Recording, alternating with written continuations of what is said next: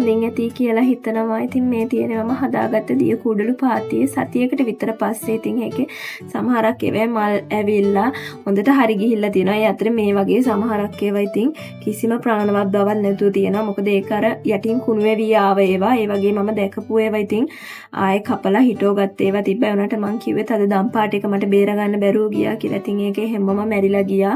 ඒ වුණාට ඉතින් මම තව ඉතින් අතු කෑලි කපා හිස්තැන් වලට ඉතින් ගහලා එක සාමාන්‍ය තත්ත්වෙන් හදාගෙන තියාගත්තා. ඉතින් මේ තියෙන්නේ ඇත්තටම අර මං කිව්වා කැකිරි වැල එයා දැන් හොඳට හැදිලා මේ මට ගෙඩිත් දෙනවා ඇත්තටම. තනින් තන පුංචි පුංචි ගෙඩි සහ මේ එක ගෙඩියක් තියනවා ලොකුවට. ඉතින් මේවා මං ඉතින් පරාගණය කරපු ඒවත් තිබ්බා නැතුව ආව ඒවත් තිබ්බා. ඒක එහෙමම ඉතින් එයා මට ගෙඩි දෙනකම් මං තියාගන්නවා කියලා හිතුවේ. මේ පාත්තියෙත් ඉතින් කැකිරි වැලක් හැදිලා තිබ්බා. ඒක මං අයින් කළේ නෑ. ඉතින් එයාට ඒ විදිහට හැදෙන්න දීලා මට ප්‍රශ්නයක් නෑ නේ. ඉතින් එයා එහෙම ඉන්නේ. ඉතින් එයා ගෙඩි දෙනවා නම් මට එච්චරයි නේ. ඒ නිසා ඒකත් එහෙමම තියන්න ඇරියා. එයා එහෙමම මැරිලා යනකම්. මං ඔයාලට කිව්වා මතක ඇති අපේ පස් කන්දියක් කපා තමයි අපි මිදුල ගොඩ කරන්න කියලා. ඉතින් මේ හරිය අපේ බැම්මක් ගැහෙන්න තියෙනවා. ඉතින් මේ පස් ටික බැම්ම ගහන්න ඉතින් කපන්න එපා. ඉතින් කපලා මේ පස් දාන තැනක් තියෙන්නත් ඕනේ. අපේ මිදුල ගොඩ වෙන්නත් ඕනේ. ඉතින් හොඳම දේ අපේ මිදුල ගොඩ කරගන්න එකනේ. ඒ නිසා ඉතින් අපි දෙන්නත් එකතු වෙලා ඉතින් මේ දවස්වල කරන්නේ මේක කපා අපේ මිදුල ගොඩ කරලා ඉතින් ඒක හොඳට තවලලා ලෙවල් කරගන්න එක තමයි. ඉතින් හසී තමයි වැඩි හරියක් මහන්සි වෙන්නේ. එයාගේ නිමාඩු දවස් දෙකේ ආ ඉතින් ගොඩාක් මහන්සියෙන් ඉතින් මේ දවස්වල වැඩ කරන්නේ අපේ මිදුල සහ මෙතන මේ පස් කපා කරන වැඩ. ඉතින් එයාට එයාගේ මහන්සිය නොබලා එයා මේ කරන වැඩේට ඉතින් මට පුළුවන් විදිහට මම උදව් වෙනවා. ඉතින්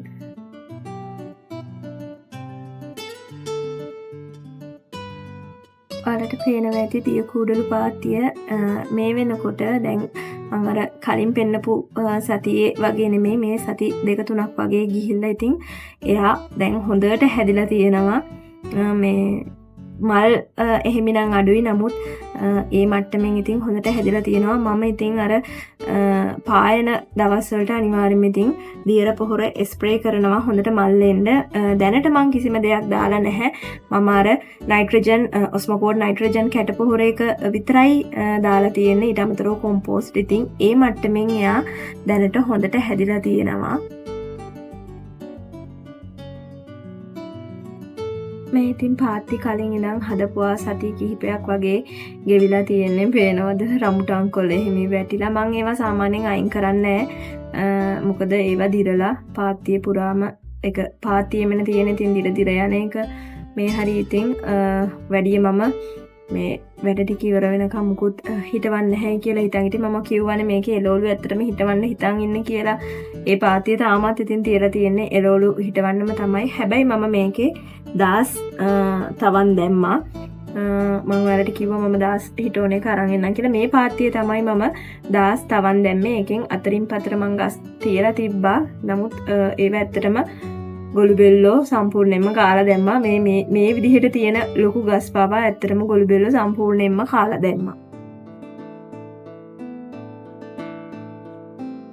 හසීතින් පොළව එයා ලෙවල් කරලා එක හදන අතරතුරේ මම අපේ ගහේ ජම්බු ඇත්තටම පිරීලා හැදිලා තිබ්බා. මේ පාර තමයි ජම්බු හොඳටම හැදුනේ අපේ ගහේ.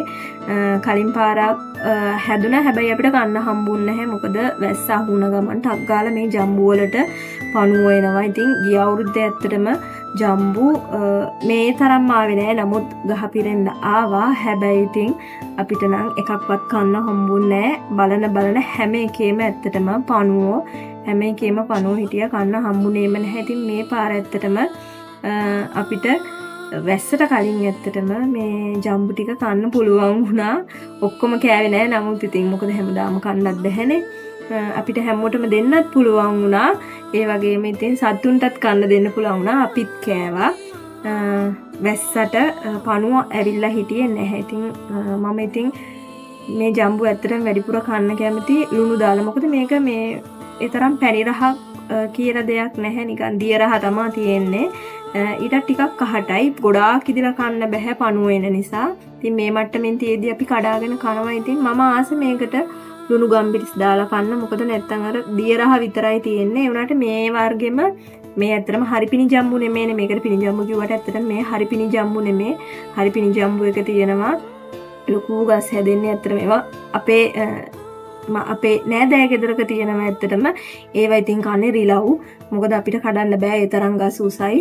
මේ හරිපිනි ජම්බු දන්න අය ඉන්නවා නම් කමෙන්ට් එකක් දාන එක. ඇත්තටම සුදුයි ගෙඩිය මුලින්ම සුදුයි ලස්සන රෝස පාට මලක් කියන එකේ මලක් කන්න පුළුවන්. ඉස්සර අපි කනවා හරියට බිම් වැහිලා තියදී හරිය ලස්සනයි රෝස පාට ඇතිරිල්ලක් දාලා වගේ මල් වල රේණු වැටුනහම මේ මල් වල රේණු වල තියෙන නාරටිය වගේ ඉතින් මල උනත් කන්න පුළුවන්.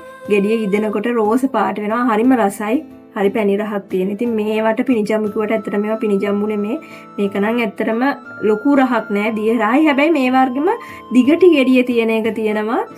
ඒක අපේ ගෙදර නෑ. නමුත් මම ඒක කාලා තියෙනවා. ඒක හරිම රසයි. හරි පැණි රහක් තියෙන. ඉතින් මේක එහෙම නෑ. ඉතින් මේක ටිකක් කහට රහක් වගේ තමයි එන්නේ. දිය රහක් එක්ක හරි කහට රහක් තියෙන. ඉතින් හැබැයි ලුණු ගම්බිරිස් දාලා කද්දි රසට කෑව හැකි. ඉතින් මං ආස ලුණු ගම්බිරිස් දාලා මේ වගේ ඉතින් කපලා කන්න. එතකොට ඉතින් ඇති වෙනකන් කෑව හැකි. ඉතින් මේ දවස්වල ඉතින් මගේ වැඩේ ජම්බු කන එක තමයි.